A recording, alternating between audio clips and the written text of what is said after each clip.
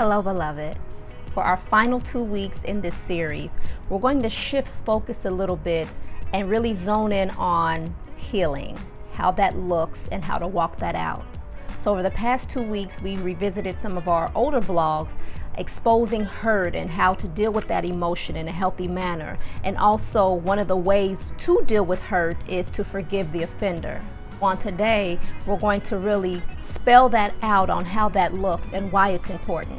So I mentioned a lot about writing down your emotions and journaling because it's a good way to go ahead and look back on, well, how did I feel in that moment and what did I do? What steps did I take in order to process this hurt or process this emotion in a way that it's not exhibiting an unresolved issue or some type of trauma that may have happened before? Because again, we're not ignoring the fact that it happened, but it's really up to us and how we process that. And sometimes just forgetting about it and burying it and saying, put on your big girl panties and keep it moving, it's just not enough, because that's really not dealing with the problem at hand. You're just ignoring it, only for it to again manifest later as something else. So we've spoken before also about how sometimes hurt or bitterness or resentment can manifest in our body as some type of ailment. As I've spoken of many times, it's a three-part component to what our being is. We have our body, we have our soul, and we have our spirit man. So oftentimes when we're taking a hit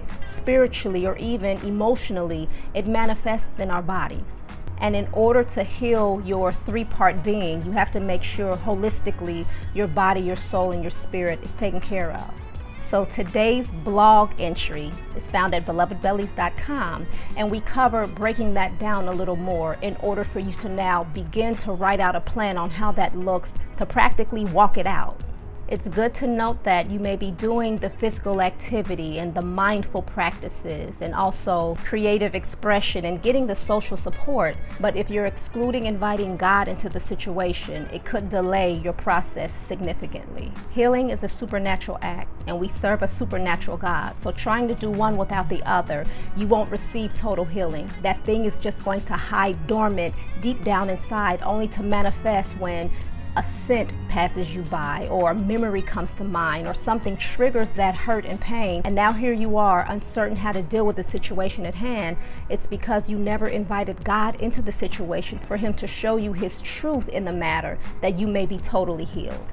There are many stories that I can tell where I was personally hurt, but it came across as some type of offense perceived by the other individual. But nevertheless, as a result of that, I didn't want to be labeled as difficult or not a team player or even the angry black woman. So I dismissed what I was feeling, and that's inappropriate when it comes to, again, you've been hurt.